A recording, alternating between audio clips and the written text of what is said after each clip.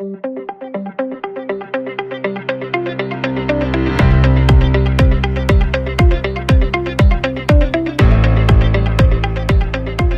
quería decir dos o tres cuestiones y básicamente explicar qué estamos haciendo y por qué lo estamos haciendo, ¿no? Lo primero, dos cosas de perogrullo. Este tema es relevante. La historia empieza con una autorización inicial en 1989 de Transbank, en el sistema antiguo, la Comisión Resolutiva. Y claramente todos los medios de pago, gracias a Dios, digamos electrónicos, tarjetas de crédito, débito, prepago, han ido en aumento y han ido penetrando más el país, digamos, en contraste con el dinero efectivo y con el cheque. Los más jóvenes ya no conocen el cheque, nosotros andábamos con chequera permanente, digamos, y eso se ha ido desplazando. Y nosotros sabemos, y es cuestión de abrir la prensa, que hay muchas y han habido muchas acciones de libre competencia en los últimos años en relación con medios de pago, ¿no?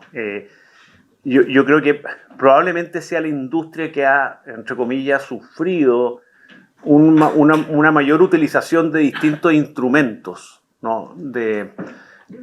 Obviamente demandas, consultas, acuerdos extrajudiciales, instrucciones generales, digamos, y por la razón obvia de que, bueno, es un tema que es relevante. Yo me atrevería a decir que probablemente esta es la industria que ha sido sometida a un análisis más profundo por el sistema de competencia en los últimos años y que ha tenido y que tiene la mayor importancia y que probablemente ha implicado desvelos de la Fiscalía Nacional Económica y del Tribunal de Libre Competencia.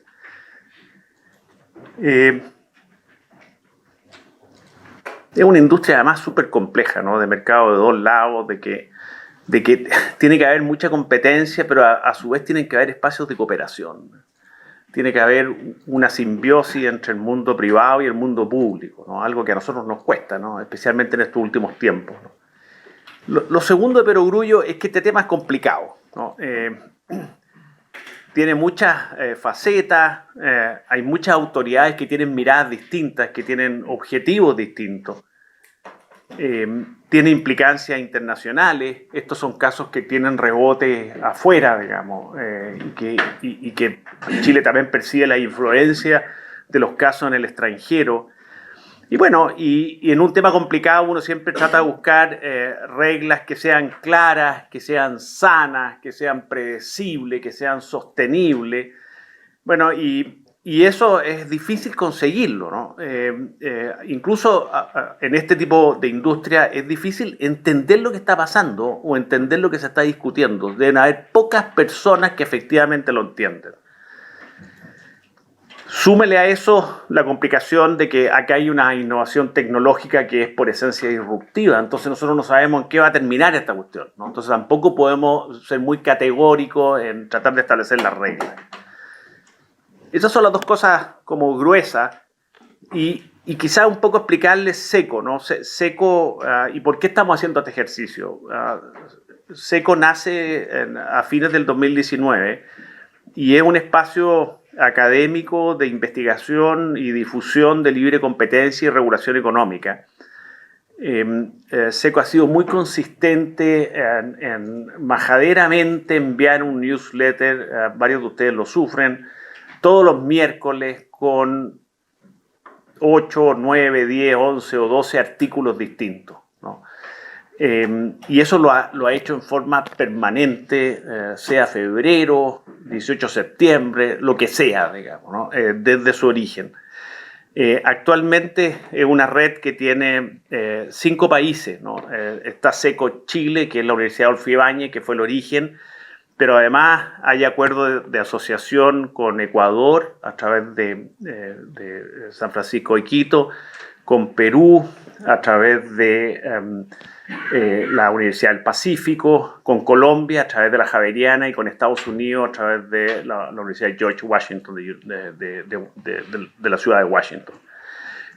Actualmente recibimos sobre 30.000 visitantes mensuales y eso lo convierte en el sitio en temas de libre competencia y regulación económica más importante en el idioma español. Bueno, ¿qué hicimos?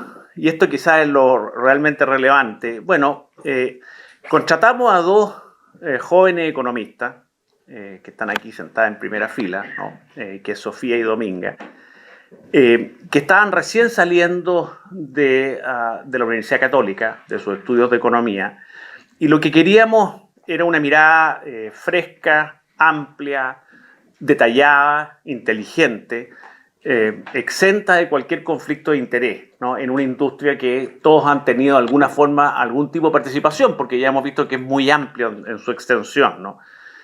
Y le pedimos algo que era casi imposible, ¿no? Que entendieran este mercado en base a las fuentes originales. Le entregamos las fuentes originales y después le pedimos que lo explicara en sencillo y que sea corto. Ustedes tienen el documento, ahí tendrán que ver si efectivamente se están cumpliendo todos esos requisitos, digamos. Yo creo que está muy bien escrito. Tan corto no es, digamos, porque llegamos a las 70 páginas, pero es que explicar este enredo no es tan fácil, digamos, ¿no?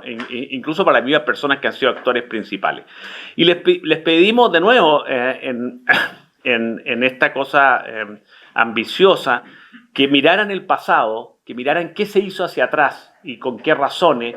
Después les pedimos también que miraran el presente y ya esto llega a ser abusivo, además que establecieran cuáles eran los desafíos del futuro, ¿no?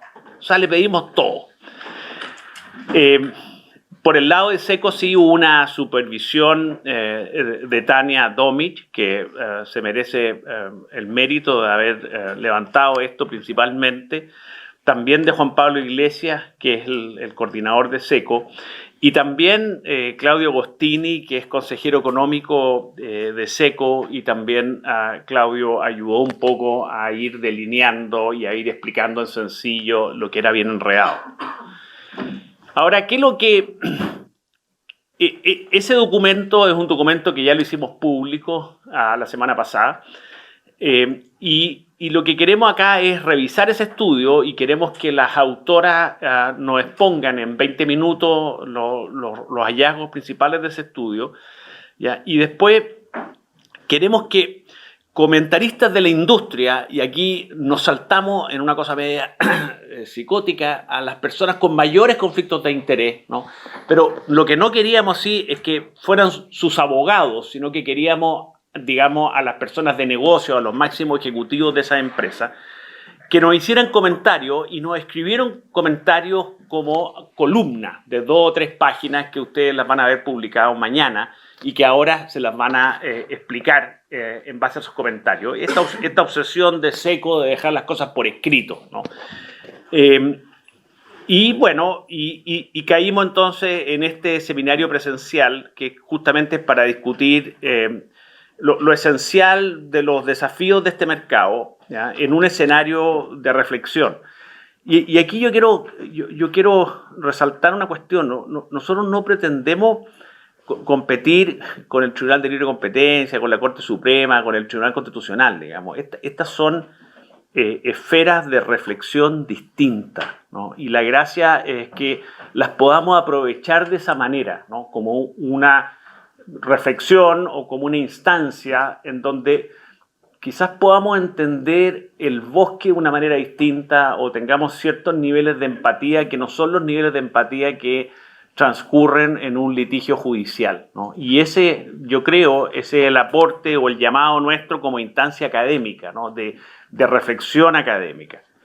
Queremos reconocer las complejidades de este mercado, queremos aclarar las principales diferencias entre los distintos actores, pero también los puntos de encuentro. Yo insisto, la competencia siempre tiene un espacio de cooperación que es necesario, digamos, para que las cosas efectivamente funcionen, ¿no? Y con eso encontrar una mirada de país para lograr un sistema de medios de pago que sea justo, eficiente, profundo, predecible, confiable. Entonces, les dejo ahora las palabras a Sofía y Dominga en su exposición. Muchas gracias. Hola a todos, ¿se escucha bien? Sí. Ya. Yo soy Dominga Fantoni, mi compañera Sofía Bucher, y hoy día vamos a hablarles sobre los mercados de medios de pago con tarjeta en Chile. El objetivo de este trabajo fue básicamente poder transparentar un poco el funcionamiento de este mercado y facilitar su comprensión. Como todos sabemos, el uso de medios de pago ha evolucionado muchísimo en el último tiempo, donde se ha transicionado desde el uso de métodos más tradicionales a métodos más novedosos y electrónicos. Eso se puede ver en el gráfico a mano derecha, donde podemos ver que, por ejemplo, el uso de cheques y el retiro en efectivo ha disminuido bastante entre el año 2016 y el año 2021, mientras que el uso de transferencias electrónicas, pago en línea y tarjetas de débito ha aumentado en el mismo periodo. En esta investigación, nosotros nos enfocamos exclusivamente en el mercado de medios de pago con tarjeta, es decir, todas las transacciones que se realizan con tarjetas de crédito, de débito y de prepago. Ya, para entender cómo funciona el mercado de medios de pago, es clave estar familiarizado con un concepto económico denominado mercado de dos lados. Esta figura ilustra un mercado de dos lados, donde existen dos grupos de usuarios que interactúan a través de una plataforma que actúa como un intermediario. Es clave notar que en los mercados de dos lados, los grupos de usuarios son interdependientes entre sí. Esto quiere decir que las decisiones que toma un grupo de usuarios afectan las decisiones que toma el otro grupo de usuarios. Un ejemplo de un mercado de dos lados podría ser una aplicación de servicios de transporte, donde un grupo de usuarios serían los conductores y el otro grupo de usuarios serían los viajeros, los cuales interactúan a través de una plataforma. ¿Por qué se genera esta interdependencia entre los distintos grupos? Esto surge de los efectos cruzados de red. ¿A qué se refieren estos efectos? Que a medida que aumenta la cantidad de usuarios que están suscritos en un lado de la plataforma, esta plataforma se hace más atractiva también para los usuarios del otro costado del mercado.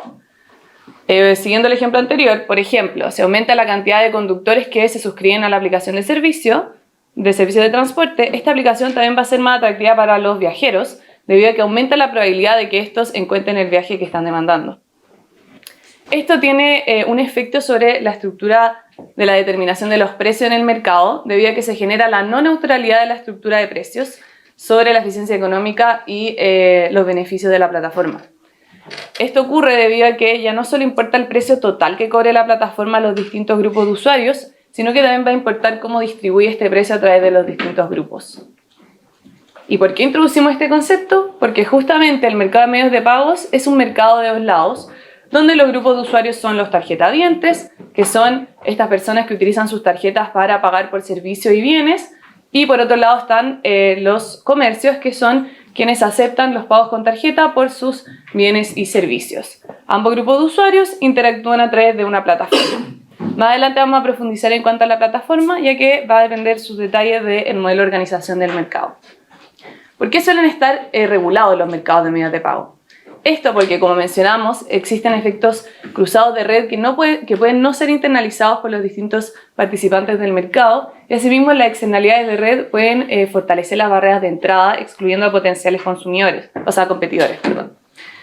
Sin embargo, el mercado de medios de pago en particular ha sido regulado en el mundo debido a que ha tendido a existir un poder de mercado por parte de las marcas, ya que han existido pocos actores en este punto, lo cual, debido a sus incentivos, le ha permitido cobrar tarifas de intercambio bastante altas. Vamos a profundizar en este aspecto un poco más adelante. Ya, los mercados de medios de pago se pueden organizar de dos formas, como un modelo de 3 partes o como un modelo de 4 partes. En esta figura se ve un modelo de 3 partes, donde están los tarjetavientes y los comercios, los cuales interactúan a través de una plataforma que se encarga de las funciones tanto de la adquirencia como de la emisión. Esto quiere decir que estas plataformas se encargan de proveer de tarjetas a los tarjetavientes, cobrándole a cambio una tarifa por uso y por membresía, pero al mismo tiempo esta misma plataforma se encarga de servicios de adquirencia, es decir, de proveer la aceptación de pagos y procesamiento de estos, cobrando a cambio el famoso Merchant Discount, que es una comisión que se cobra al comercio. La clave de esta estructura es que las funciones de emisión y de adquirencia se encuentran en un mismo ente. Por otro lado, también el mercado de medios de pago se puede estructurar como un modelo de 4 partes, que se ve en la figura. Como pueden ver, surgen dos nuevos actores, que son los emisores y los adquirentes. Esto ocurre porque las funciones de emisión y de adquirencia se dividen, ya no son realizadas por el mismo ente.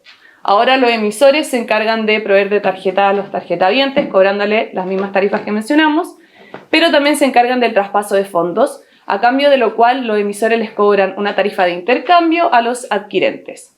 Por su parte, los adquirentes se encargan de afiliar a los comercios a una red de tarjeta para poder procesar los pagos, a cambio de lo cual les cobra un merchant discount. Y las marcas de tarjeta se encargan de otorgar las licencias para afiliarse a la red de tarjetas, facilitándolos el procesamiento de pagos y también proveyendo estándares de seguridad, entre otros. A cambio de estos servicios, la marca de tarjeta cobra costos de marca a los emisores. Lo que hay que notar es que acá la plataforma, o sea, la marca de tarjeta, es quien determina la tasa de intercambio que pagan los adquirentes a los emisores. Por lo tanto, al tratar de atraer a los emisores, pueden verse incentivados a cobrar tarifas de intercambio altas. Y asimismo, cabe notar que el merchant discount, bajo esta estructura, está compuesta por una tarifa de intercambio, un costo de marca y un margen adquirente, que es la remuneración del adquirente por sobre sus costos, sin considerar los costos operacionales. Ya, para que un modelo de 4 partes opere de forma plena y óptima en términos de eficiencia y competencia, según la literatura y distintas jurisprudencias, se deben cumplir 4 condiciones. La primera condición es que, dada la estructura del mercado de 4 partes, debe existir una separación entre la adquirencia y la emisión. Es decir, estas funciones deben ser realizadas de forma independiente. En segundo lugar, debe existir una interoperabilidad profunda. La interoperabilidad se refiere a la capacidad que tiene el emisor para conectarse con el adquirente y poder procesar los pagos. Este punto es muy importante debido a que la falta de interoperabilidad puede generar barreras de entrada, en particular para los emisores y los adquirentes. Por lo tanto, para fomentar la competencia es importante que exista una alta interoperabilidad del sistema. En tercer lugar, y en línea con lo anterior, debe existir competencia tanto en la admisión como en la adquirencia. Esto es clave para fomentar el desarrollo de nuevos productos, la innovación y, en fin, poder beneficiar al consumidor final. En Chile, como vamos a ver un poco más adelante, los principales problemas de competencia en este sentido se han dado principalmente en la adquirencia.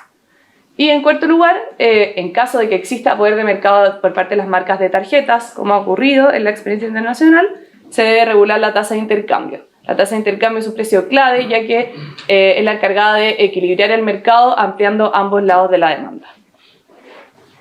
Bueno, ahora hablaremos del caso de Chile. El mercado de medios de pago en Chile comenzó, con una estructura única a nivel mundial y ha estado bajo la mira de las autoridades, como dijo Felipe, hace muchos años, desde su comienzo casi.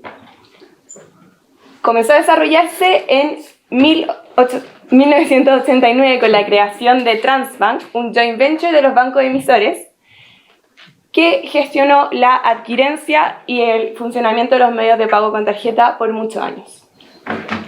Esto era un modelo de 3 partes particular, porque todos los bancos emisores relegaban la función de adquirencia a un único adquirente, por lo que estaban unidas la función de emisión con adquirencia y no existía competencia en el lado adquirente. Esta situación era reconocida y aceptada por la autoridad en sus inicios porque permitía aprovechar economías de escala y el mercado estaba desarrollándose y facilitaba la bancarización de la gente en los inicios del mercado, entre otros argumentos. Sin embargo, en 2003 surgen las primeras denuncias a Transbank por cobro de comisiones abusivas, lo que llevó a que se le ordenara a la empresa a presentar un plan de autorregulación tarifaria conocido como PAR. El PAR fue finalmente aprobado en 2006 a continuación el mercado se siguió desarrollando con una alta penetración de las tarjetas, como mostró Dominga, y en 2014 la Fiscalía Nacional Económica presenta una consulta ante el Tribunal de Libre Competencia para que revise esta autorización que se le había dado a los bancos de actuar en forma conjunta en la adquirencia. Esta consulta fue rechazada por tener aspectos contenciosos, pero dio lugar a que se abriera el expediente de recomendación normativa en 2014, que culminó con la proposición normativa 19 en 2017, que entre los aspectos fundamentales de esta proposición es que debía regularse el mercado de forma íntegra, que debía separarse la emisión de la adquirencia, debía fomentarse la competencia en la adquirencia y regular la tasa de intercambio una vez que operase el modelo de 4 partes. En paralelo, en 2016, Cruz Verde presenta otra consulta ante el Tribunal de Libre Competencia, en el que dice que hay ciertos problemas de competencia asociados con el Merchant Discount de Transbank, y a raíz de esta se le dice a Transbank que debe revisar su par. Entre los aspectos más importantes se le dice que no puede discriminar arbitrariamente por rubro, categoría, entre otros aspectos, hasta que opere el modelo 4 partes. Luego, en 2017, el Banco Central y la CMF adaptan la normativa para dar cabida al modelo 4 partes. En 2018, Santander anuncia la salida a Transbank y que lanzará una nueva red de adquirencia que entrará a competir con Transbank, Getnet. Luego, en 2020, Transbank presenta un nuevo sistema tarifario ante el tribunal que vendría como a responder a los cambios que habían habido en la industria. Este sistema es aprobado por el tribunal, sujeto a ciertas medidas, pero la Corte Suprema acoge los recursos de reclamación y revoca la decisión del tribunal, rechazando el nuevo sistema tarifario de Transbank. Luego, en 2021, se promulga la Ley 21.635, que viene en línea con la Proposición Normativa 19, que regula las tasas de intercambio. Esta ley dice que se debe crear un comité autónomo técnico que depende del Ministerio de Hacienda, que regule las tasas de intercambio y fije los límites periódicamente. Los límites transitorios fueron fijados en febrero de 2022 y los definitivos en febrero de 2023, ahora hace poco. Después, en 2022, solo una semana después de que la Corte Suprema revocara la decisión del tribunal del sistema tarifario Transbank, se dicta la instrucción de carácter general número 5 relativa a este mercado, que trata también tema de las marcas, del poder de las marcas, entre otros aspectos, no solo de la adquirencia de Transbank, como habían sido más el enfoque en los otros procesos. Luego, Transbank, ahora en mayo, hace poco, presentó un nuevo sistema tarifario. Este proceso está abierto y estamos a la espera de qué decida el tribunal. Y también estamos a la espera de qué va a decir la Corte Suprema respecto a recursos de reclamación que se presentaron a raíz de la instrucción de carácter general número 5.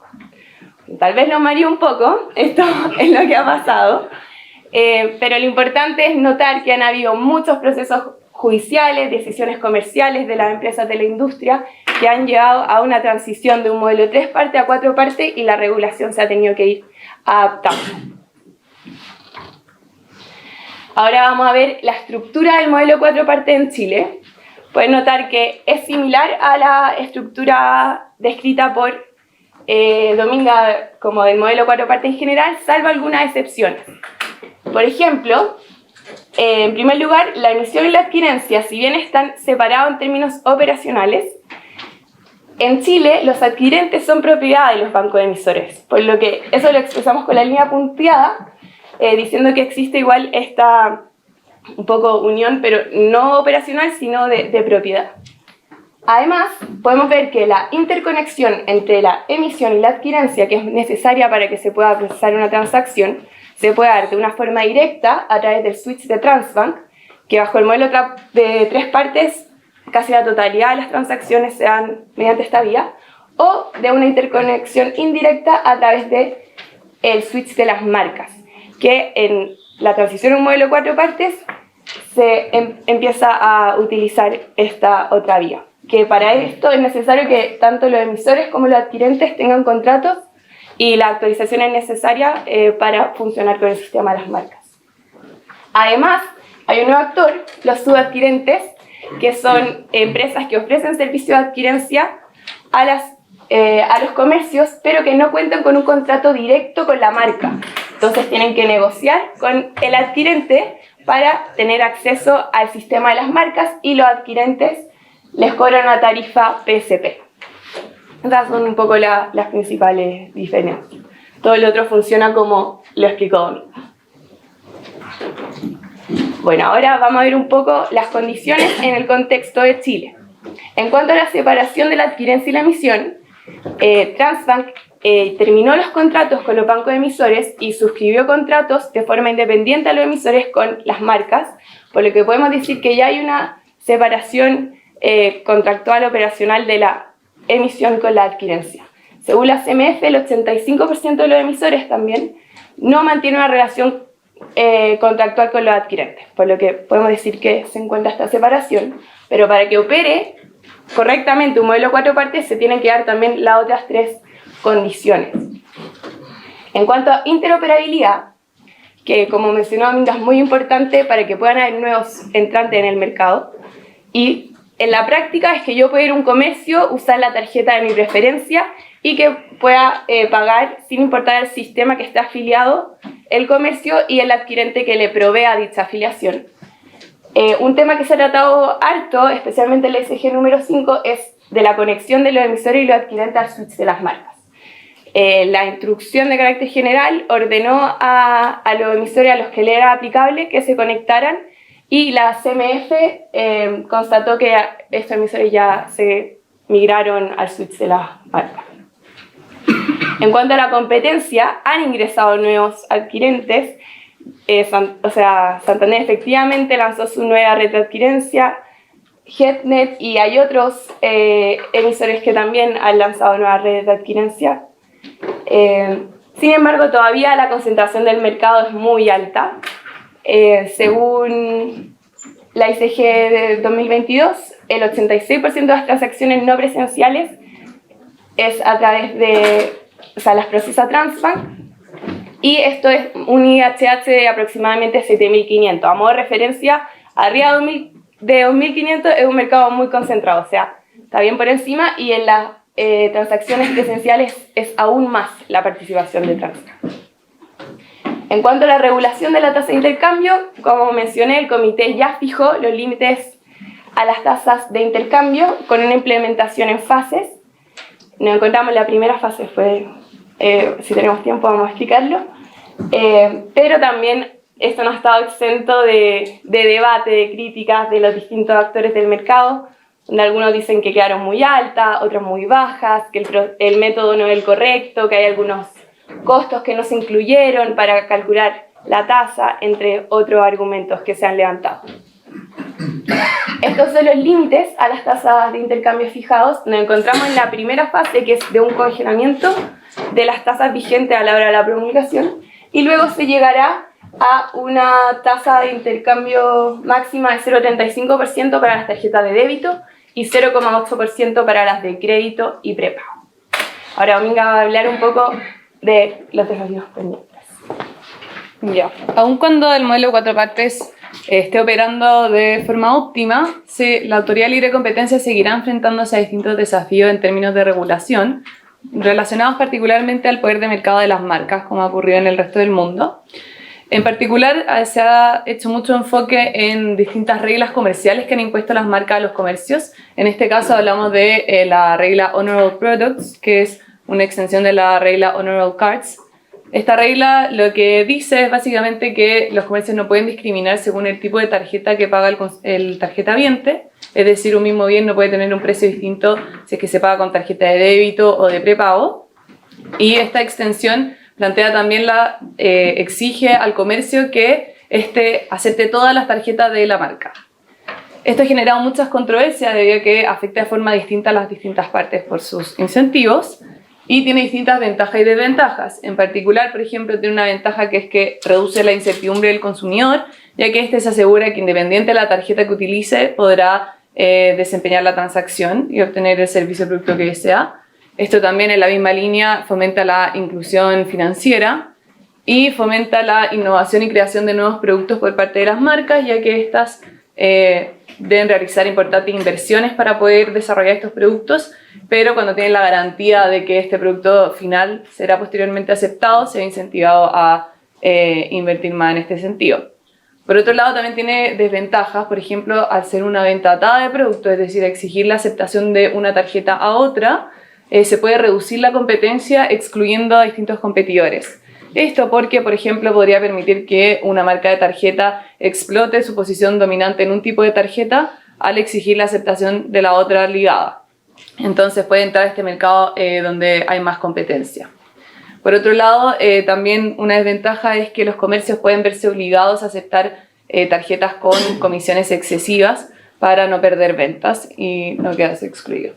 En Chile, el Tribunal de Libre Competencia determinó que las principales marcas de tarjeta, es decir, Visa, Mastercard en el país, eliminen la regla. Sin embargo, debido a distintas alegaciones, se estaba a la espera de la Suprema al respecto. Bueno, en fin, en Chile el modelo de 3 partes no estaba siendo regulado de forma óptima, lo que llevó a múltiples fallas de mercado y distintos procesos legales, los cuales impulsaron esta transición de un modelo de 3 partes a un modelo de 4 partes. Como mencionamos, para que el modelo opere de forma plena, deben cumplirse las 4 condiciones que mencionamos, que son una separación en la adquirencia y emisión, una competencia en ambos lados del mercado, una interoperabilidad profunda y que en caso de que exista poder de mercado de las marcas, se fijen las tasas de intercambio. Las principales controversias en el caso chileno se han dado en cuanto al estado de avance del mercado en estas 4 condiciones y en cuanto al abuso de poder de mercado por parte del principal adquirente, sería Transbank, y las distintas marcas de tarjetas. Cabe notar que aun cuando el modelo opere en un modelo de 4 partes, las autoridades de libre competencia seguirán enfrentándose a desafíos regulatorios relacionados particularmente al poder de mercado de las marcas, como está ocurriendo en el resto del mundo. Gracias. Hola, muy buenos días. En primer lugar, muchas gracias por la invitación. Como decía Felipe, siendo un panel de comentaristas con conflictos de interés, es complicado ser el primero, sin duda. Pero tiene también sus ventajas ser el primero. Normalmente el primero es el único que no tiene el riesgo de repetirse, ¿no es cierto?, cuando son muchos panelistas. Y además permite abrir las palabras de agradecimiento hacia el trabajo que ustedes han hecho. La verdad es que lo comentábamos con Claudio antes de comenzar, este es un mercado tremendamente complejo, cuesta mucho entenderlo. A los actores del sector les ha costado mucho también entenderlo, ¿no? A los reguladores, a los comercios, a los analistas, en fin. Y yo creo que siguiendo este documento uno puede hablar de que es prácticamente una guía definitiva para entenderlo. Definitiva en el sentido transitorio, ¿verdad? Porque todos los días pasa algo nuevo, ¿verdad?, que hay que ir agregando. Y en ese sentido yo creo que sería interesante, dado la cantidad de contenidos que genera el centro, tener una versión que se pueda ir actualizando permanentemente. Porque la verdad es que es tremendamente útil la claridad con la cual está descrito el mercado y es prácticamente imposible luego no entenderlo. Finalmente quedan cerrados, yo creo, todos esos cabos sueltos, ¿no? Llama la atención cuando uno ve la cronología de los hechos que mostraron las autoras, que los hitos regulatorios normalmente son impulsados por una reclamación normalmente de los comercios. Normalmente hay algún tipo, distintas instancias de reclamación, ¿no es cierto?, con distintas categorías jurídicas, pero que gatillan procesos que luego decantan en regulaciones, ¿verdad?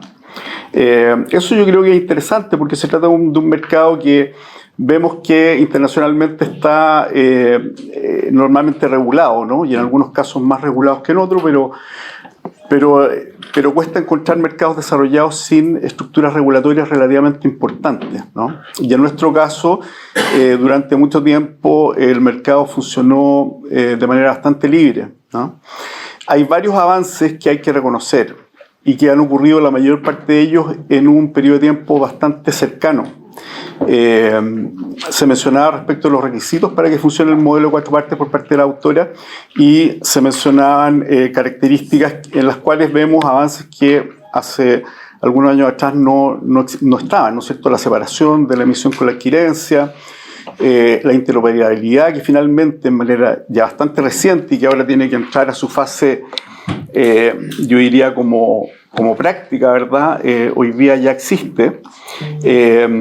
La entrada de nuevos competidores, algo que en este mercado históricamente no ocurría, han entrado nuevos competidores, la concentración del mercado sigue siendo muy alta, pero a lo menos estos nuevos entrantes comienzan a adquirir puntos de participación, ¿verdad? Y eso yo creo que es un hecho que hay relevante y que hay que destacar. Esas reclamaciones del comercio normalmente tienen que ver con las imperfecciones que genera un mercado donde es difícil tener un modelo de competencia que opere con la calidad que uno quisiera, ¿verdad? Existen muchas etapas, sobre todo ahora que el modelo es de 4 partes, hay muchas interrelaciones que están muy bien graficadas y que ahora es fácil entender en la figura que nos mostraron las autoras. Muchas interacciones entre los distintos actores y hoy día más actores en el mercado, ¿no es cierto? Están estos nuevos entrantes, pero si los vemos por categoría, vemos que hay relaciones entre todos estos actores, subadquirentes, adquirentes, emisores, marcas, comercios, consumidores, y todo lo que ocurre río arriba, es decir, todo lo que ocurre en el proceso productivo de este mercado genera esas relaciones en las cuales no participa el comercio. El comercio, entendámoslo como un usuario final junto al consumidor de alguna forma, ¿no? Que son los que utilizan el medio de pago finalmente en la práctica, en el terreno, ¿no es cierto?, al hacer las transacciones. Y todas esas interacciones que tienen prestaciones de servicios y sus propias tarificaciones, finalmente llegan al nivel del comercio como un hecho dado, ¿verdad? El comercio habitualmente, la mayor parte del comercio ha sido un tomador de condiciones, ¿verdad? Condiciones que estas nuevas regulaciones tratan de modificar y hacerlas más asequibles, ¿verdad? O hacerlas más cercanas a un modelo de competencia. El comercio, la verdad, ya ahí en la columna lo decimos, si uno se olvida de toda esta historia y se trata de ir a lo más básico del funcionamiento de un mercado, a lo que aspira el comercio, al igual que el consumidor, es a tener la prestación de un buen servicio a un costo justo, ¿no es cierto?, un precio justo. Y ese precio justo es lo difícil de determinar en este mercado. La solución que ha dado el modelo regulador hoy día es, aceptando que existen estos problemas de competencia, generar una regulación tarifaria, una regulación de precio en uno de los componentes del precio, que es la tasa de intercambio. Nosotros en general, como Cámara de Comercio de Santiago, somos más amigos de mercados que funcionan, restituir la competencia en los mercados, ¿verdad? Más que regular los precios. Las regulaciones de precios pueden corregir imperfecciones, pero siempre introducen además distorsiones, ¿verdad? Un minuto, ya. Pero siempre vemos que generan distorsiones. Entonces, en la medida en que dependamos menos de una fijación de precios y más de un mercado que funcione competitivamente, mejor van a ser los resultados seguramente de los equilibrios de ese mercado, ¿verdad? La fijación de precios es una de las alternativas, ¿verdad? Hoy día se está hablando del test del turista o el test de la... Método de costos. El método de costos versus el test del turista, que es lo mismo que el test de la indiferencia al comercio, ¿verdad? Ese método nos tiende a gustar porque en definitiva nos dice que finalmente el usuario del servicio paga por ese servicio hasta donde le agrega valor, ¿verdad? Lo difícil es determinar... Termino la idea. Lo difícil es determinar cuál es esa agregación de valor, ¿verdad?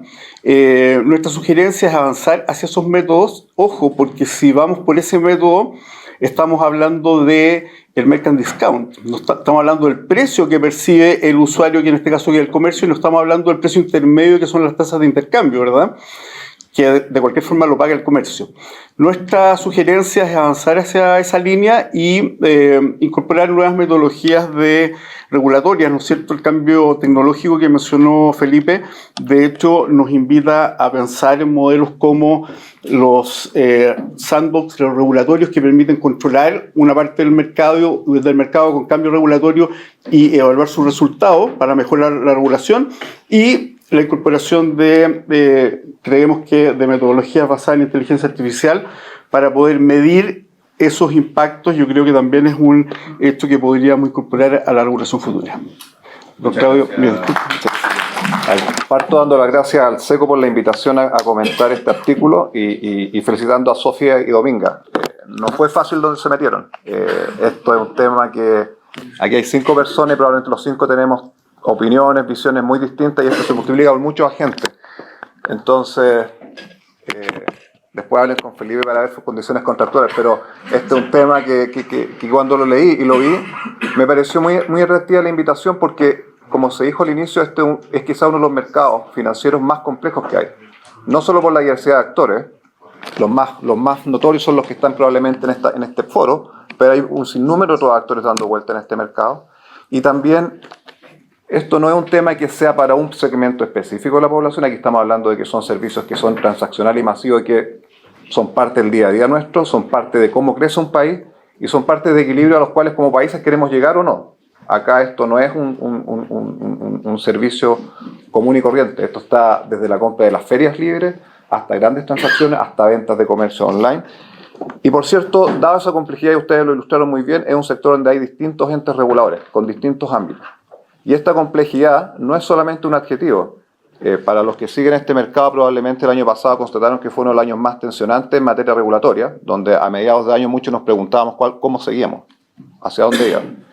Y cuando uno tiene que hablar o tener ese tipo de conversaciones, y adicionalmente hay que invertir a largo plazo para proveer estos servicios, es una situación bastante desafiante y por ende todo lo que venga a ayudar a este mercado para que entendamos, tengamos conocimiento de las cosas que se deben discutir, los antecedentes que sustentan nuestras decisiones, yo creo que bienvenido. Yo creo que este artículo en ese sentido es muy bueno porque si bien Chile ha avanzado en medios de pago, todavía la pega no está hecha. Y quería ilustrar con dos gráficos muy simples y que generalmente aparecen en estas discusiones. Cuando uno ve la penetración de los servicios financieros de tarjeta en relación al ingreso per cápita como indicador de desarrollo del país, Chile, que está en este punto rojo, estamos más o menos en línea con lo que nosotros somos como país, con nuestro ingreso per cápita. Si uno agrega un par de desviaciones estándar, no somos ni muy altos ni somos muy bajos, estamos ahí. Y eso habla bien, hemos hecho un avance en medios de pago que habla con nuestro desarrollo económico, pero todavía nos falta bastante. Y ese es un punto que muchas veces en estas conversaciones en los promedios se esconden realidades que cuando uno empieza a ver cómo se ocupan estos medios, están ahí. Primero, cuando uno ve, y no se ve mucho en realidad porque la pantalla es chica, pero la tenencia de productos financieros, en particular tarjetas, es bastante decreciente aún respecto al ingreso. Es decir, los hogares de menores ingresos todavía no es para ellos un medio común. Hay un porcentaje todavía que no está atendido. Y un gráfico que a mí me llamó mucho la atención y que lo estaba usando intensivamente es uno que publicó el Banco Central, que es el que está a su izquierda, donde muestra cuál es el medio de pago más usado entre retailers versus las ferias. Y los porcentajes son brutalmente distintos.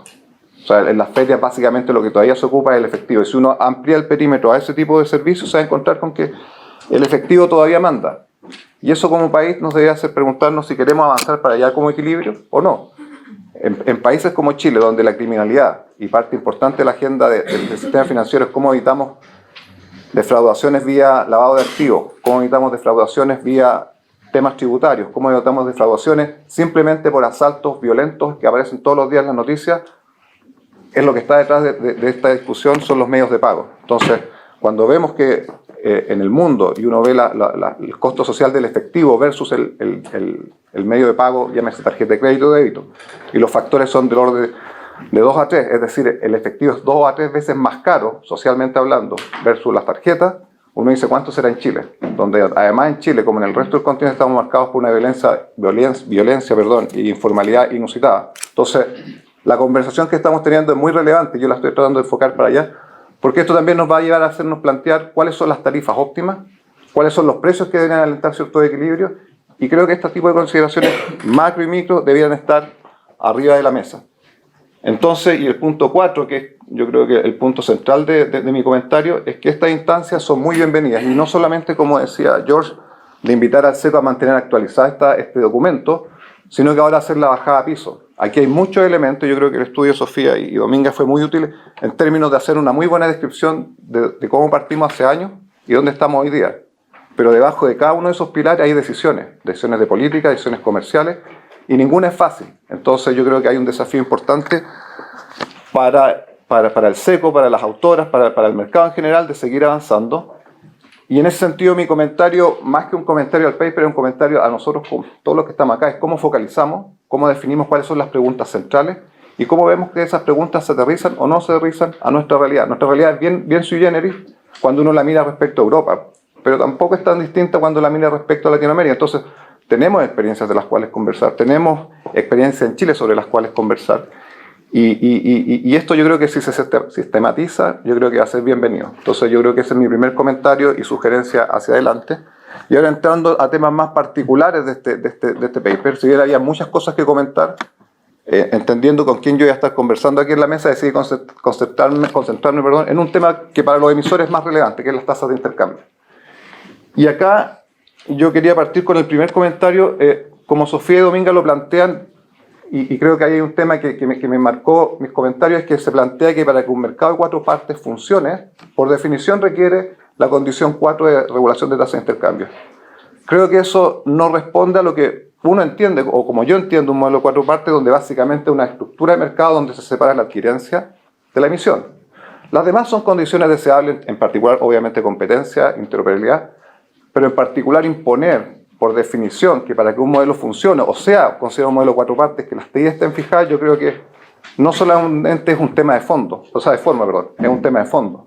Porque puesto de esa manera, nos lleva a sacar de la conversación, y este análisis que estoy sugiriendo, uno de los puntos más centrales es, ¿queremos regular o no queremos regular las tasas de intercambio? Y si se regulan, ¿cómo se hace?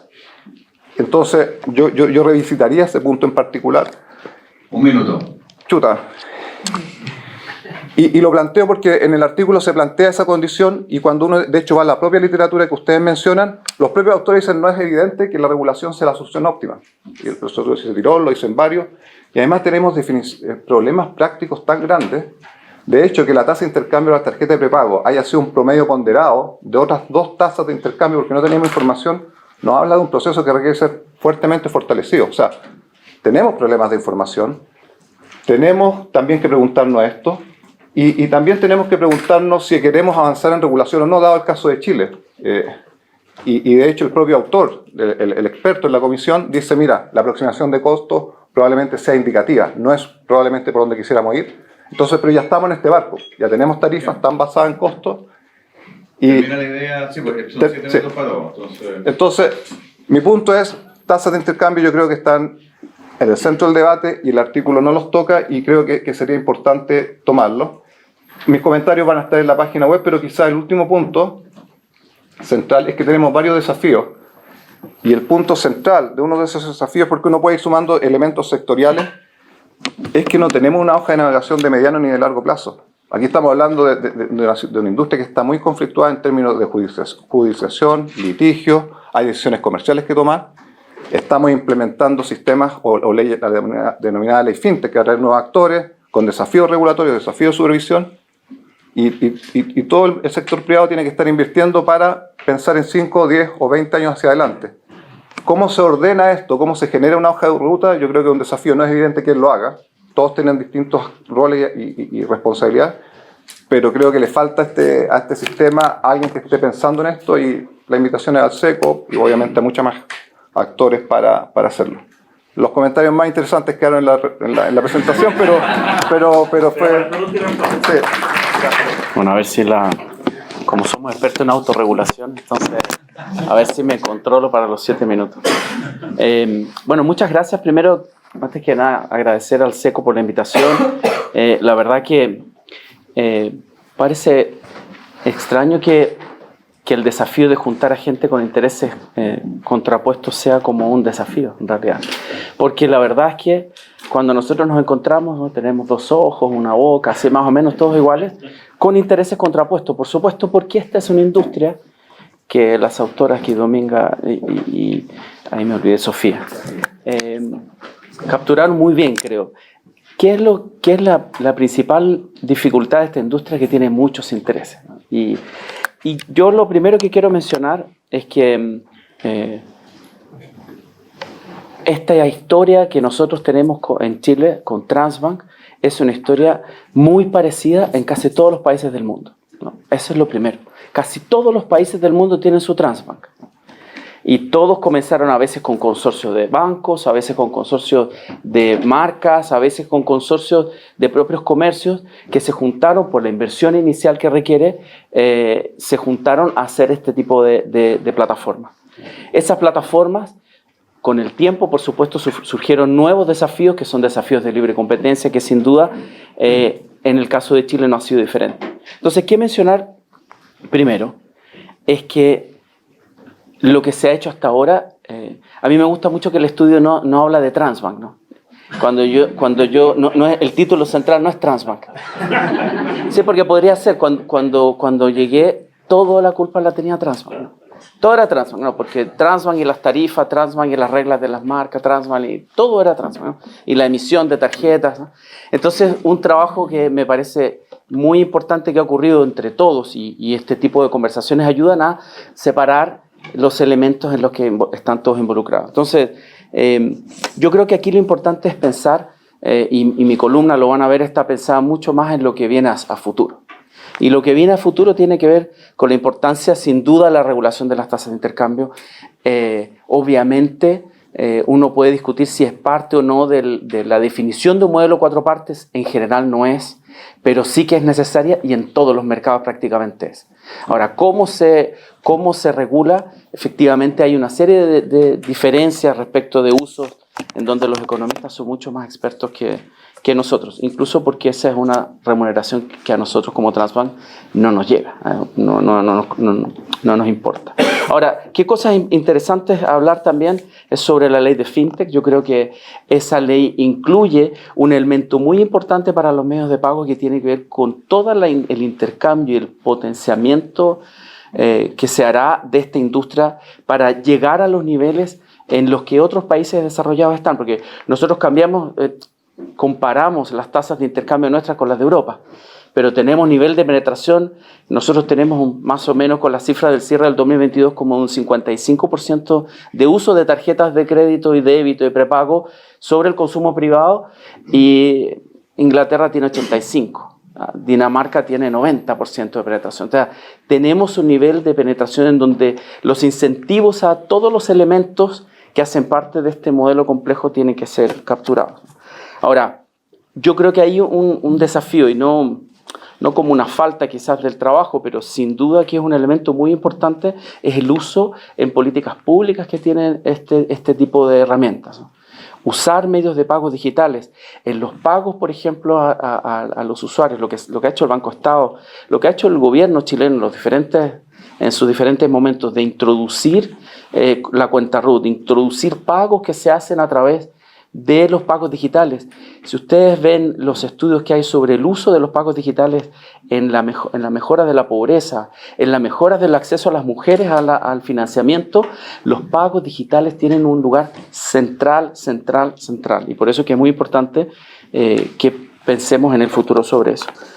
Otros desafíos los mencionaba de alguna forma al principio, que tiene que ver con toda la tecnología que viene por delante, ¿no? Tú lo mencionabas. ¿Qué viene ahora? Las billeteras, las wallets, el blockchain, en fin, y todo lo que significa el fraude que está también involucrado. Nosotros aquí que vivimos esta industria con los emisores, apunto a la mitad de los emisores, ¿no? Porque ahí hay otros emisores, ¿no? Porque los comercios emiten y también, entonces, fíjense aquí, como que los emisores, no, pues allá también hay emisores, ¿no? Las grandes tiendas emiten tarjetas tanto, y ahí hay un detalle en el trabajo. Consolidados los bancos grandes emisores. Bueno, sí. Ahora, lo que sí, una cosa interesante del trabajo es que una parte importante del mercado que ustedes mencionaban al principio, del 85% que pasa por el modelo 4 partes, claro, porque el otro 15%, el otro 25%, perdón, el otro 15% que falta son las transacciones ONAS de las casas comerciales, ¿no? Justo esas están fuera de ese 85 y han estado siempre fuera, ¿no? Porque tampoco nunca pasaron por Transbank. En fin, creo que he molestado un poco sobre esto a mis compañeros aquí con los que me encuentro en algunos lugares, porque justamente de lo que se trata es que este es un mercado muy complejo, en donde hay muchos intereses y por lo tanto es interesante, y aquí anoté solo dos detalles sobre la presentación que ustedes hicieron. Hoy día el negocio de subadquirencia es un negocio muy importante y que ocupa una parte muy interesante tanto para nosotros como para competidores de Transbank en el mercado, y que para el consumidor final o nuestro cliente final, que son los comercios, es muy relevante. Ustedes mencionaban que Transbank efectivamente tiene hoy día, ya debe ser un poco menos porque es el cierre del 2022, el 85% de las transacciones pasa por Transbank. Pero en la calle, en el comercio, hoy día Transbank tiene menos del 70%. Y eso lo pueden ver ustedes efectivamente cuando van a un restaurante hoy día, o cuando van a cualquier comercio, cuando van a una feria. Cada vez más la competencia es más importante para todos, y creo que eso ya se puede ver, y cuando vean las cifras actualizadas, por ejemplo, de la consulta que presentamos tarifaria, esos números son bastante más optimistas y que están en la línea del desarrollo necesario y del ajuste que esta industria tendrá. Y para cerrar aquí en el último minuto sobre las reglas de las marcas, sobre el conflicto que hay sobre la capacidad que tienen los comercios de decidir qué productos compran y cuáles no, a propósito de la venta atada, yo creo que la regla del All or No Products, yo creo que la decisión para tomar allí está en cuanto al final del día a los consumidores finales y a los tarjetamente les sirve o no tener la posibilidad de comprar. Yo creo que allí es donde está. Hoy día algunos comercios se han usado esto como una bandera de lucha prácticamente, que no quieren aceptar tarjetas de prepago, que es donde hoy día está la principal discusión. Yo creo que al final esta discusión es una discusión que hay que pensar en los consumidores finales para ver cuál es el mejor beneficio. Muchas gracias de nuevo por la invitación y quiero venir más veces. Gracias. Bien. Buenos días a todos y muchas gracias a la Universidad Adolfo Ibáñez, al SECO por esta nueva instancia para seguir hablando de un tema tan relevante para el país como es los medios de pago. La verdad que desde ya felicitaciones a Dominga y Sofía por el tremendo documento. Un gran desafío que tenemos en la asociación es que no tenemos centro de estudios, y cada que me preguntan en qué va la historia de los medios de pago, la verdad que me asusto porque ustedes vieron que ya son 20 años de relato y no se acaba, así que este documento le estaremos haciendo una gran difusión desde la asociación para mantener al corriente a todas las personas que se están involucrando en esta industria. Mi intervención la quiero centrar en 3 palabras clave: inclusión financiera, institucionalidad y fintech, entendida como innovación, competencia e inclusión financiera. Al final es un atado, pero ya van a entender a qué me refiero. Respecto a la inclusión financiera, qué bueno que sigamos generando estas instancias de diálogo, porque la inclusión financiera, el primer escalón para lograrla es los medios de pago. Muchos piensan que la inclusión financiera en el país está únicamente asociada, o sea, hay un indicador que dice que estamos al 80% de inclusión financiera en el país. Vamos muy bien, estamos muy bien, pero la realidad es que la inclusión financiera es tan amplia y es un concepto multidimensional que no la terminamos de entender. No sé si ustedes sepan, pero en materia de pagos, por ejemplo, entendemos que con la cuenta RUD y la llegada de tantos emisores y los 45 millones de plásticos ya estamos muy bien. Pero sin embargo, el estudio es claro en que la inclusión financiera también impacta a los comercios, no son solamente las personas, sino que también los comercios. 280.000 comercios versus 1 millón, querría decir que estamos al 25% o 30% de inclusión financiera en comercios. Esa es una gran pregunta. Y de ahí la importancia en que cada vez más hablemos más de medios de pago, porque entonces para hablar de una real inclusión financiera, todo parte por los medios de pago. En la medida que tengamos ese millón de empresas haciendo uso de medios de pago, es que vamos a poder llevar nuevas formas de financiamiento, de seguros, entre otras. Así que es muy importante que este tema lo sigamos replicando, que todos los que estamos en esta sala sigamos evangelizando hacia afuera, porque es un tema trascendental. Sobre los medios de pago es que se estructura la economía digital del futuro. Hoy eso ya lo vivimos cuando tenemos una wallet, no me voy a referir a marcas, ya no solamente encontramos servicios financieros, sino también otras cosas como un comercio, literalmente, servicios de remesas. Así que es muy importante que sigamos profundizando esta temática, que no le tengamos miedo, que profundicemos en estos documentos para que cada vez, además que es una industria creciente que hoy está con déficit de talento, producto de este crecimiento exponencial.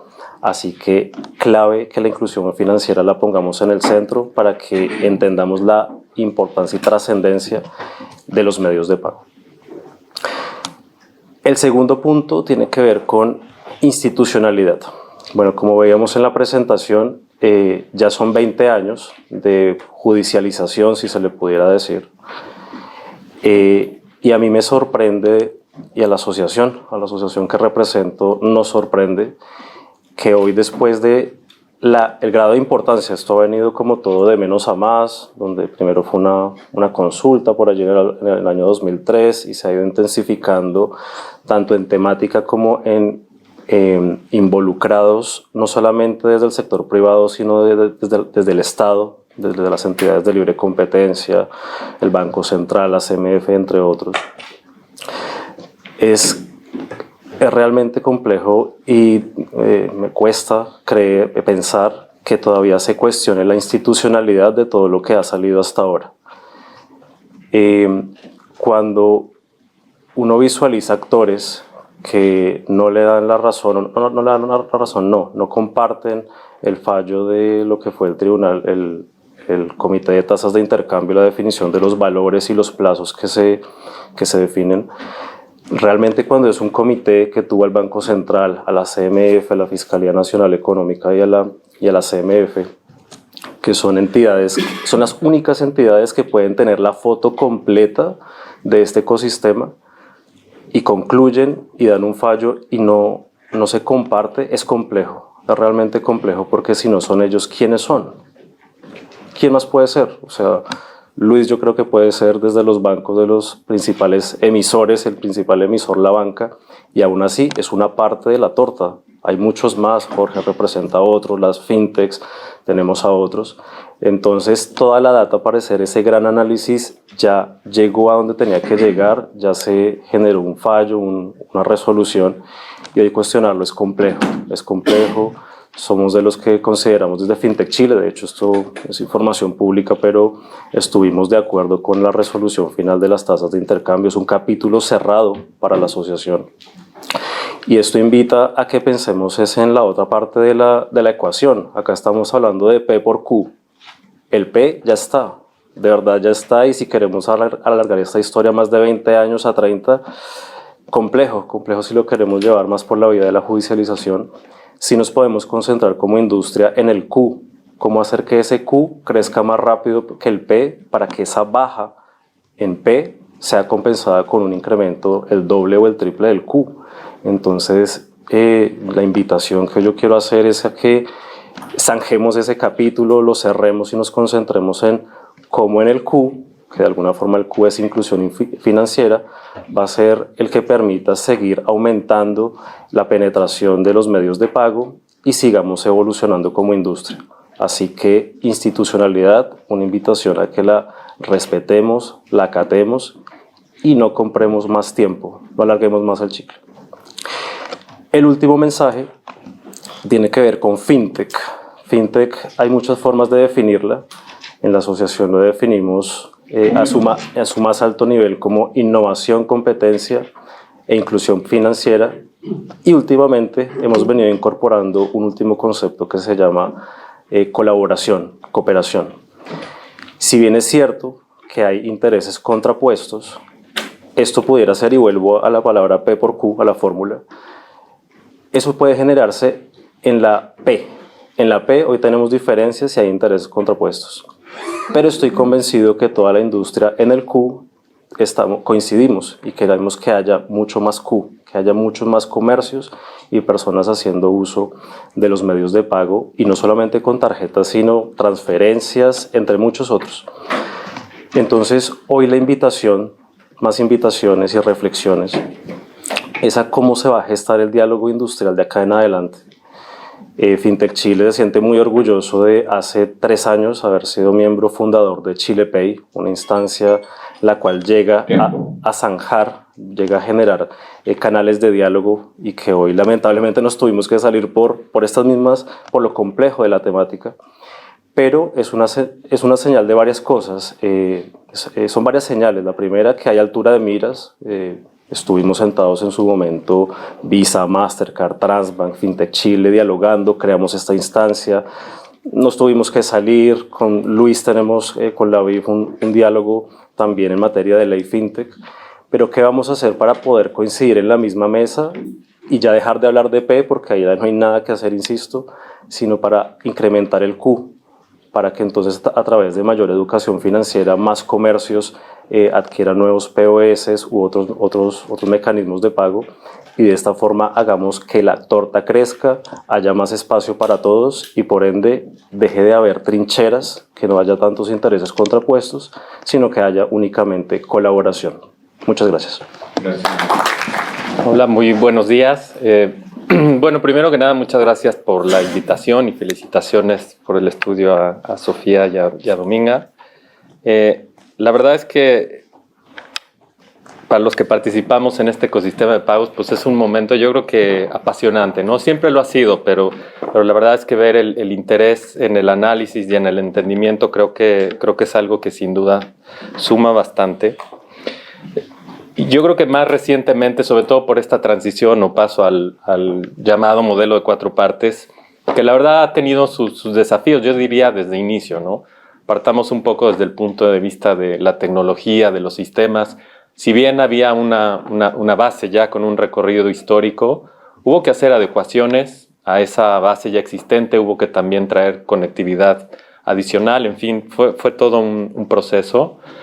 Yo creo que otro punto es el modelo operativo, que sin duda tal vez es lo que más ha evolucionado, ¿no? Esta separación de los roles de la emisión y de la adquirencia, ahora realizada a través de las marcas, pues es un cambio no menor. Y también hay que reconocer que las condiciones económicas, comerciales, competitivas también han tenido una evolución. Así que todo esto ha sido parte de lo que ha sido el ecosistema de medios de pago en el mercado. Y yo quisiera también poner en el centro de todo esto, la verdad, y por sobre todo a los consumidores, que también han tenido una evolución tremenda respecto a sus preferencias de consumo, ¿no? Hasta hace no mucho tiempo era algo bastante homogéneo. Hoy día hay preferencias de hacer más consumo online, hacer consumo vía móvil o dispositivos inteligentes, billeteras, en fin. Yo creo que esta es una parte central que siempre hay que tener presente cuando uno mira el ecosistema de pagos, pues es al consumidor. Si bien la normativa sectorial ya desde año 2017 también lo refleja el estudio, daba, no sé, las bases, ¿no?, para poder adaptar el modelo a lo que es 4 partes. La verdad es que no es sino hasta finales del año 2020 y más intensamente los primeros meses del 2021 cuando se dio este gran cambio. Así que también entendamos que con este modelo de 4 partes, pues es una industria bastante joven con las condiciones actuales. No estamos hablando de escasos 2 años y medio. Yo creo que en este sentido el informe, la verdad es que hace todo un recorrido de los principales hitos y hechos con un valor tremendo. También reconoce los desafíos, ¿no? Se mencionan claramente ahí. Quisiera referirme sobre todo a lo que tiene que ver con los desafíos de cara a las regulaciones, ¿no? Ya se habló, y en particular de los límites máximos a las tasas de intercambio, y también hace mención a potenciales regulaciones futuras de cara a algunas reglas de las marcas. Y yo creo que acá lo que me gustaría traer a la conversación, pues es más que nada una reflexión, ¿no? Uno es, parece que se tiene que tener por descontado, presupuestado, que tiene que haber regulación para que el mercado pueda tener una dinámica competitiva. Y podemos debatir, ¿no? Hay quien cree que sí, hay quien cree que no. Yo creo que algo muy importante es entender, bueno, es momento de hacerlo, porque yo creo que ahí sí que es la gran diferencia, sobre todo cuando uno mira experiencias, sobre todo internacional, que se ha referenciado tanto, ¿no? Patricio nos compartía un número de que es el porcentaje de penetración del consumo privado con medios digitales, con credenciales de pago, que es alrededor del 55%, según cifras que todos podemos consultar. Y sí, efectivamente es un buen nivel si se compara con otros países de América Latina, ¿no? Sin lugar a dudas, 5, 10, 15 puntos porcentuales por encima. Pero también Al mismo tiempo, cuando se compara con economías con mayor madurez, pues son 5, 10, 15 puntos por debajo. Mi conclusión de cara a esto es que es un mercado que está evolucionando, que está en una transición y tenemos que entenderla así, que es un paralelismo entre adaptación y evolución. Estos ejemplos que se referencian muchas veces de economías maduras, donde efectivamente existe regulación de diferentes miradas, ¿no? Y yo creo que hay que ver cada una en lo particular, entender que cada mercado tiene condiciones específicas, particulares, y en base a eso hay que entenderlo. Pero también la evidencia externa nos dice que esas regulaciones en aquellos mercados más maduros pues también sucedieron a lo largo de tiempo y no en una especie de revolución, sino más bien como en una evolución. Y eso para mí es, creo que una reflexión que quería sobre todo dejar acá. No quiere decir que tenga que ver o no regulación, de nuevo, eso es materia de discusión y sobre todo de expertos en la materia, pero sobre todo la pregunta de, bueno, ¿es el momento de hacerlo? Hay que dejar que un mercado que tan solo tiene 2 años y medio avance y en base a eso hacer algunas correcciones. Yo creo que un gran desafío justamente para identificarlo tiene que ver con algunos desafíos que puedan ser más temporales o transitorios, de otros que son más profundos o estructurales. Y la verdad es que pareciera que el mejor enfoque para entender estas dinámicas es justamente el tiempo que tenga un mercado para ajustarse y hacer pues esta evolución que tanto menciono. Yo creo que en conclusión y para cerrar me gustaría también traer a la mesa que hoy día los consumidores en Chile tienen diferentes soluciones y alternativas de pagos. Los comercios también tienen varias alternativas para aceptar pagos. ¿Es perfecto? No. ¿Hace falta más opciones? Definitivamente sí. Pero hoy día es posible y hace tan solo 2 años y medio era o muy limitado o imposible. Muchas gracias. Hay varias preguntas. La primera es, ¿cuál es el nivel de influencia cruzada que se puede ejercer por participación cruzada en la propiedad de emisores y adquirentes?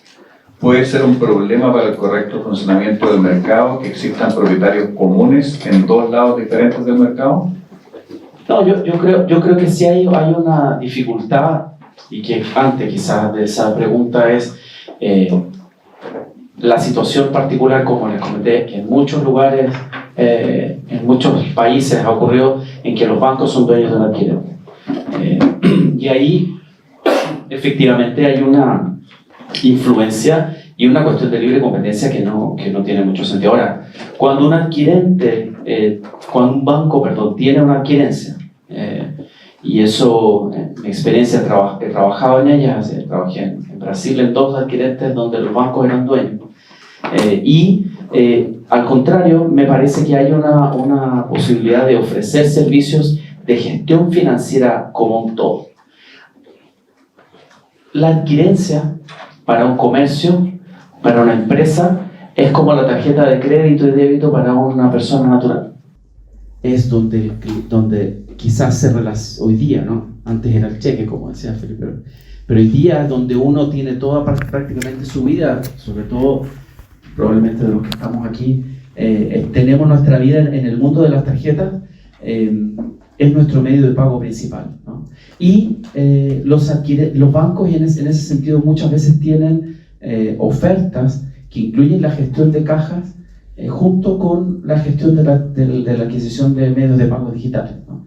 Yo, desde que no haya una mezcla de intereses y esos controles pueden existir y existen, de hecho en muchas de esas empresas, yo creo que esa influencia cruzada es positiva, ¿no? si es que se puede ver de esa forma. El caso de Transbank, la verdad que públicamente es una empresa que está con sus accionistas de salida, ¿no?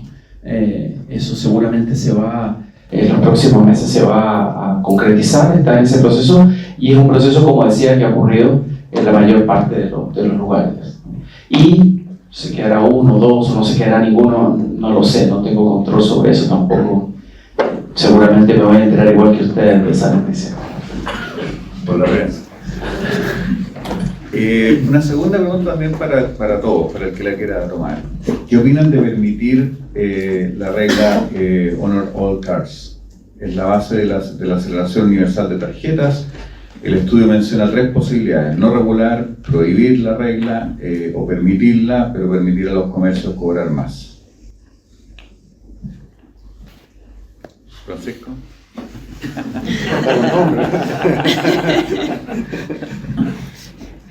No, a ver, yo creo que es materia de análisis, ¿no? Y hoy de hecho está en un procedimiento en ese sentido. A ver, de nuevo, y vuelvo un poco a la reflexión que hacía.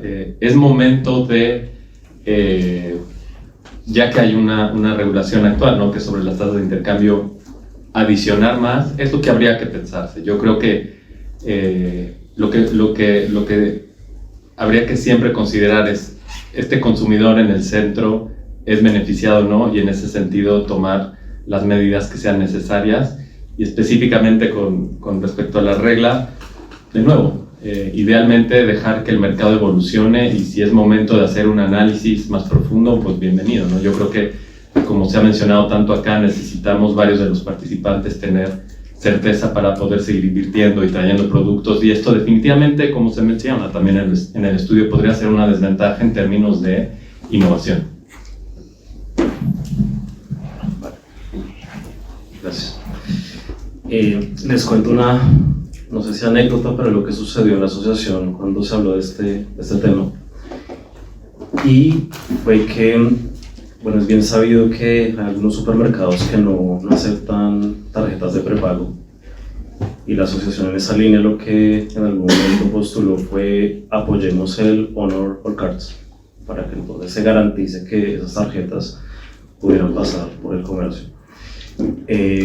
Pero gradualmente, producto de todo el análisis y lo que ha sido esta gran novela de 20 años y seguir entendiendo, nos bajamos de esa postura, y hoy lo que nos dice y lo que apoyamos es la máxima competencia, que haya libertad de elección para comercio, para el ciudadano, y producto de eso es que va a salir lo mejor tanto en precio, tarifa, servicio e inclusión financiera. Es el punto 1 de mi intervención. Entonces creo que el Honor All Cards no corresponde, hoy desde la asociación no lo apoyamos. Ya el mix que se pueda generar aguas abajo es para debatir, pero sí que podamos mantener esa premisa de la competencia, que se creen todos los mecanismos habilitantes para la máxima competencia, y esa es la que se va a encargar de crear los óptimos, insisto, en tarifa, servicio y acceso. Sí, yo quisiera agregar que el comercio históricamente ha sido partidario de la libre elección, ¿verdad? Es decir, honrar todos los productos y todas las tarjetas y no sobrecargar la tarifa cuando se utiliza un medio de pago más caro. Es algo que yo creo que todos estamos de acuerdo en que el mundo ideal es que se honre a todas las tarjetas, pero no por obligación, y que no se sobrecarguen los medios alternativos, no los más caros, porque la idea es que no sean más caros efectivamente. Y ahí es donde está el tema que mencionábamos hace un momento antes de la indiferencia del comercio. Nos parece una mala señal que existan restricciones de ese tipo. Quiere decir que efectivamente el cliente, entendido como el comercio, tiene un incentivo a o no utilizar todas las tarjetas porque algunas son más caras, o a sobrecargar el uso precisamente por el mismo motivo. Si llegamos a un mercado de total competencia, la verdad es que esas reglas no van a tener sentido, porque va a ser un síntoma de que efectivamente los precios están bien puestos en el mercado.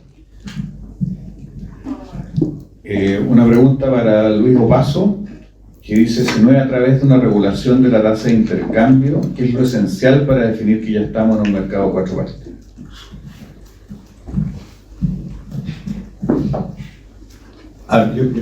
Yo creo que la definición para tener un mercado de 4 partes, primero es que se cumplan las condiciones obvias, que son que las adquirencias se diferencien de la emisión. Eso es el término de la organización de este mercado. Y obviamente, para que funcione bien, yo creo que exista competencia entre todos los actores, obviamente es una condición deseable.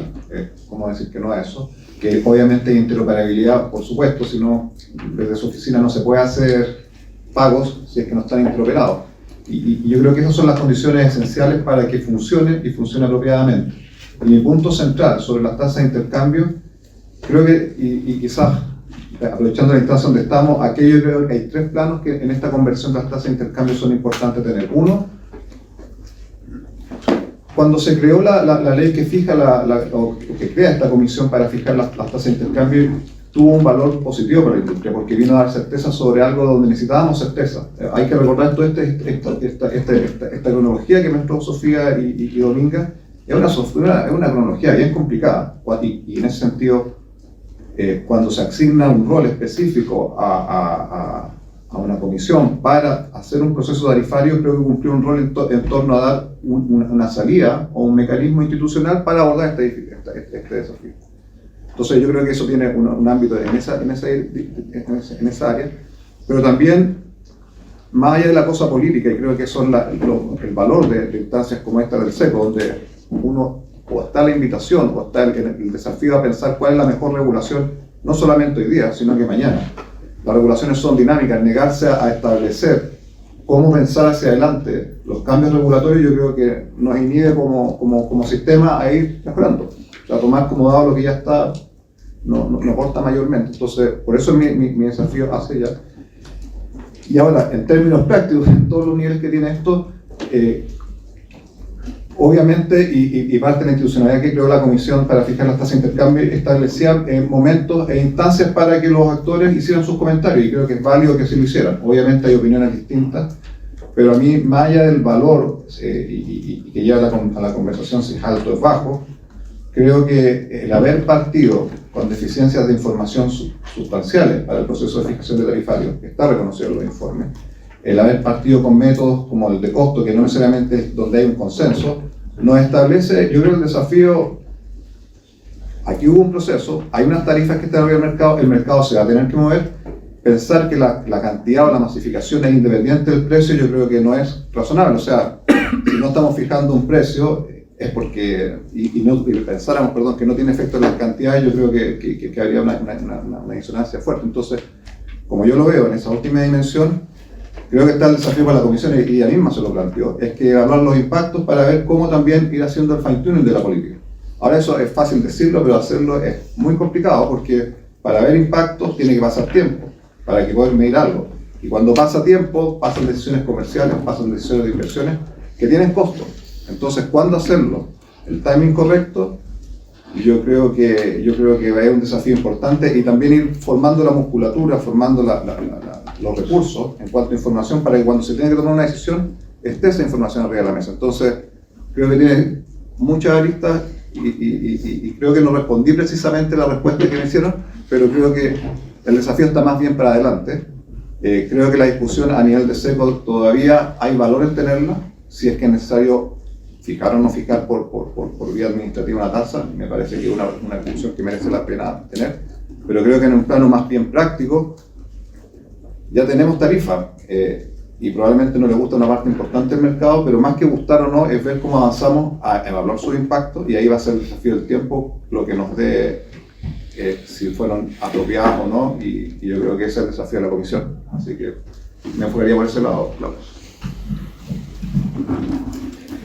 Una pregunta específica para George Lever. Dice, hablaste del uso de inteligencia artificial como una posible solución en el mercado. ¿Qué clase de inteligencia artificial se ha pensado en utilizar? ¿Son los tipos de inteligencia artificial un mecanismo infalible para poder solventar los riesgos en el mercado de medios de pago? Esta última pregunta teniendo en cuenta los últimos escándalos con inteligencia artificial como facilitadores de ilícitos anticompetitivos. Sí, no necesitamos escándalos. No, yo creo que básicamente desde el punto de vista como de las metodologías, como ustedes saben, hoy día la inteligencia artificial está en un momento clave en su desarrollo y en los impactos que tienen en nuestro día a día y en el funcionamiento de los mercados, ¿verdad? Y por supuesto que tiene muchos riesgos. De hecho, algunos gestores importantes de la misma inteligencia artificial se han unido para pedir que le pongamos una pausa a su desarrollo, ¿verdad? Por todos los riesgos implícitos que trae, y en ese sentido hay que hacerse cargo de eso. Pero yo más bien me refería a la aplicación metodológica, en el sentido de que simular equilibrios de mercado ex ante es sumamente complejo, ¿verdad? Es muy difícil, y hablaba de que las regulaciones de precios normalmente no es que fallan, sino que tienen debilidad, y muchas de las debilidades tienen que ver con que cuando uno no fija bien el precio, la probabilidad de fijarlo bien la verdad es que es casi cero. Y lo que uno trata de hacer es minimizar ese error en esa fijación de precios, es decir, que el costo que se pague en las distorsiones que van a venir porque el precio no sea perfecto, sean lo más pequeñas posible. Ese es el desafío.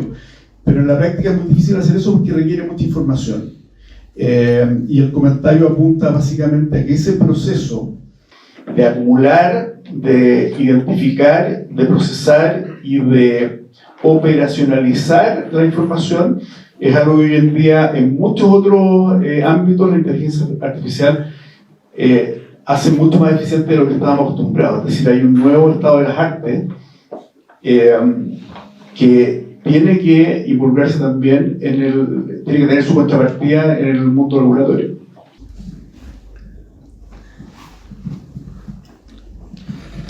Sí, quería comentar que respecto a la inteligencia artificial, hay que usarla sin lugar a dudas, ya está. El tema es saber cómo ir tocándola y maniobrándola.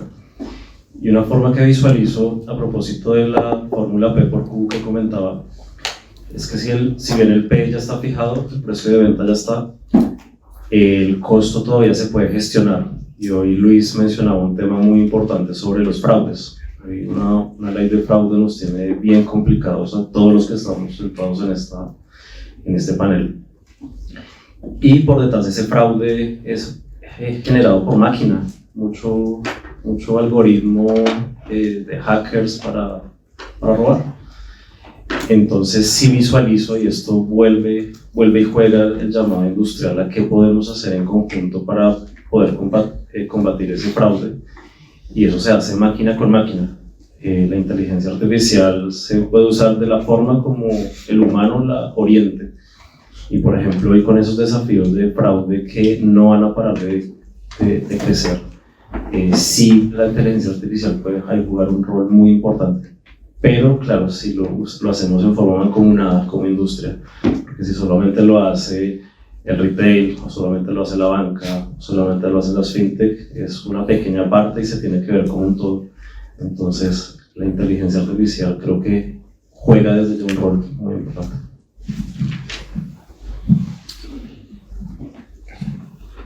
Para terminar voy a juntar dos preguntas que no son sobre lo mismo, pero tienen algo de complementario, porque así todos pueden dar una última vuelta a propósito de dos temas abiertos. Uno es cómo se logra aumentar la competencia, cómo se logra el multi-homing, y la otra pregunta es qué explica la baja penetración que presentan las tarjetas de prepago en Chile. Cualquiera de esas dos dimensiones, si quieres comentar. Una última ronda de cerramos. Voy a pasarlo ya para no ser el primero. Bueno. Entonces yo tampoco. Al último. Claro, me parece. La izquierda Creo que podemos repetir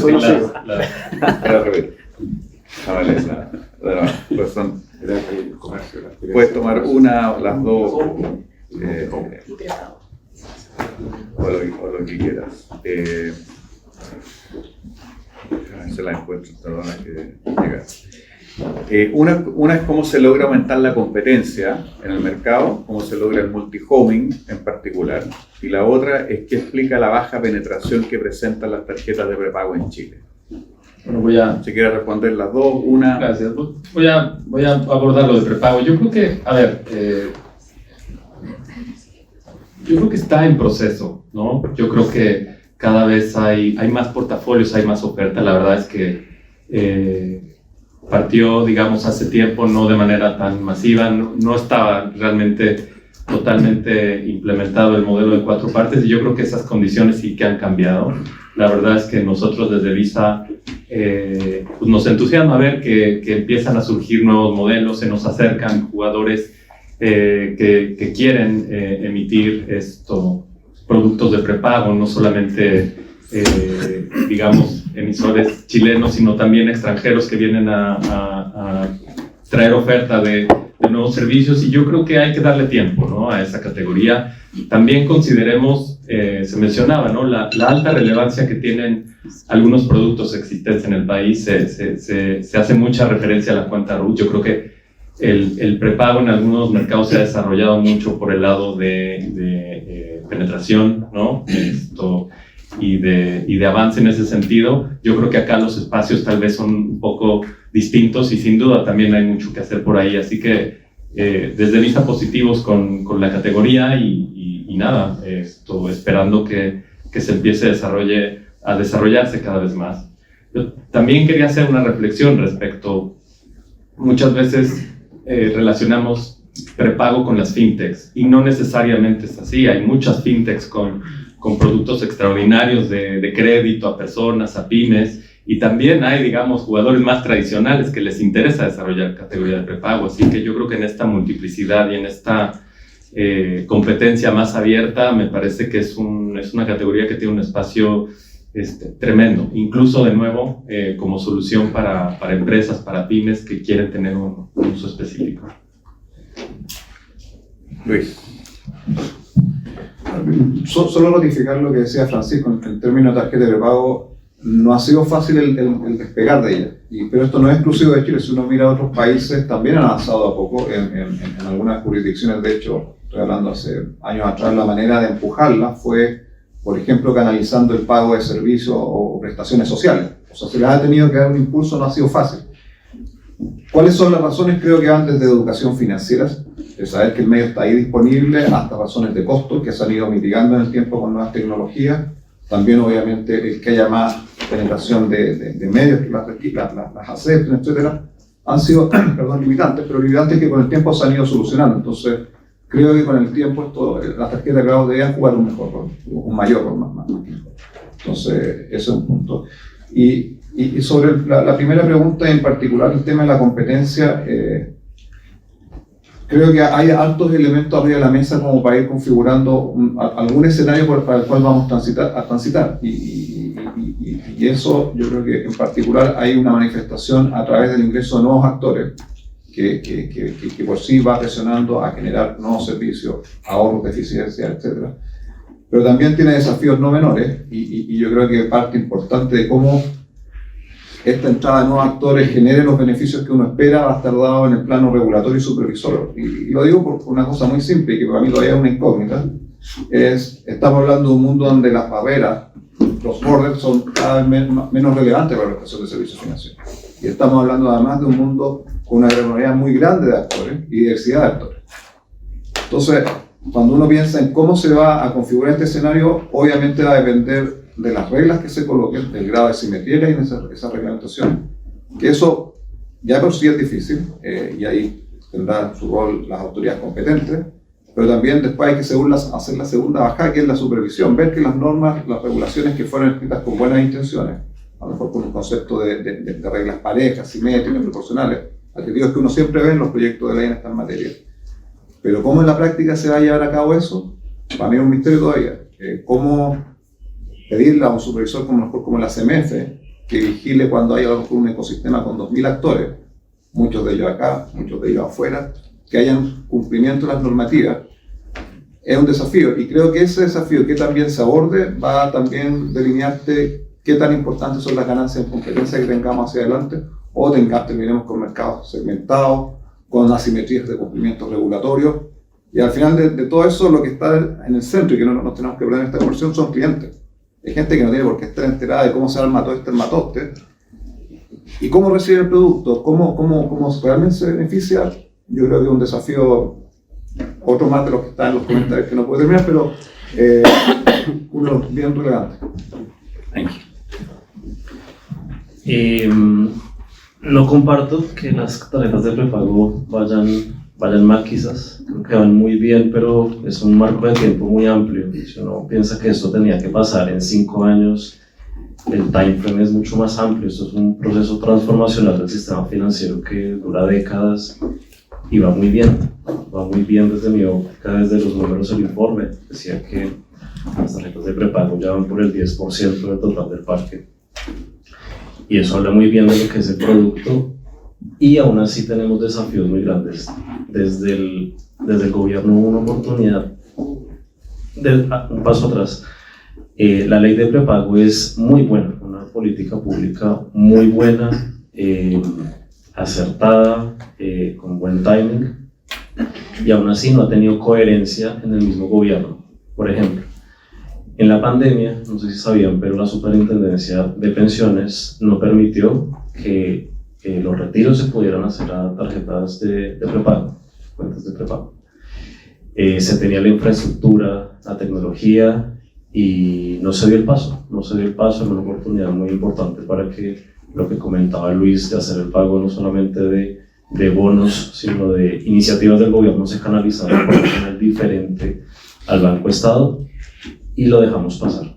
Esa es lamentable porque había la infraestructura, y ojalá que para futuras no se repita esto y sea mucho más habilitante y se tenga en cuenta el rol y la capacidad que hay en estos actores para recibir recursos y apoyar a que la gente tenga más alternativas más allá del Banco Estado. Un segundo tema complejo y de público conocimiento, porque lo hemos levantado bastante, sí es el tema, y la primera vez que voy a mencionar una marca en particular es el tema Walmart. El tema Walmart sí es muy complicado. Cuando te bloquea la aceptación de una tarjeta de prepago diciendo que es un producto caro, y en paralelo te fomenta su misma tarjeta. Eso no tiene ninguna coherencia, eso no tiene ningún sentido. Puertas afuera en el discurso se cae. Es bien sabido que el producto de prepago va enfocado a la base de la pirámide. Walmart es un actor, el líder es un actor que está principalmente enfocado a la base de la pirámide. Ahí tenemos un tema grande porque estamos hablando de un supermercado, el más grande del país, que cualquier persona, porque todos los que estamos en esta sala y se había comentado, el día que ese medio de pago se te bloquea en una instancia, lo botaste a la basura, lo archivaste, porque tú quieres que te funcione en todo lugar. Y cuando tú vas a comprar lo básico, como es la leche, el pan o los huevos, y no lo puedes hacer, se complica el ejercicio. Entonces, creo que hay un desafío muy grande en el caso Walmart, dado el tamaño, la relevancia que tiene el mercado, y de nuevo la coherencia cuando tiene un medio de pago que lo está impulsando en paralelo y puede ser más caro que el mismo prepago.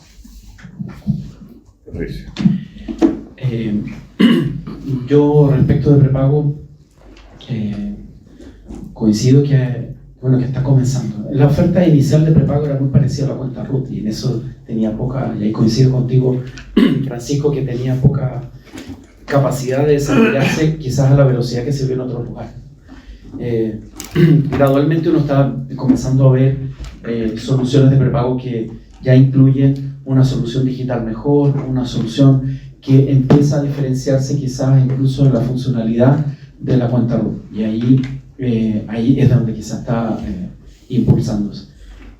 Así que yo también, mirando un poco en perspectiva, creo que tiene tiempo todavía para desarrollarse, y la capacidad de innovar también de los emisores que están incluidos en este negocio, sobre todo las fintechs, que muchas de ellas están emitiendo tarjetas.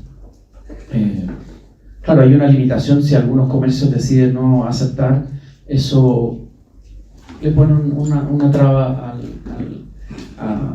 a la capacidad de aceptación, ¿no? Por eso yo vuelvo a quizás un comentario que pase como por encima respecto de la objetividad del estudio, ¿no?